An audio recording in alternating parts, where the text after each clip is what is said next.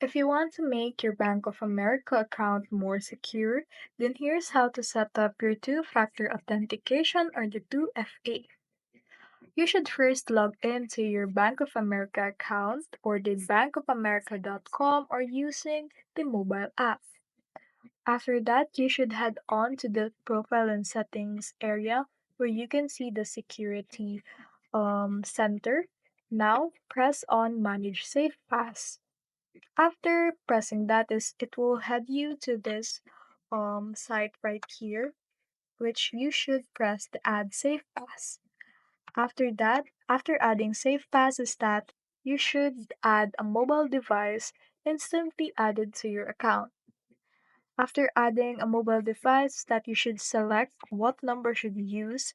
If you're already registered to an existing mobile number on file, then you can choose that one. Or if you want to add a new mobile number, that is also okay. After that is that you just need to put your mobile device's number to authenticate, expiration, and all of the details. Just follow the prompt. After following the prompt is that you need to have an authorization code that was sent to your number that you have provided.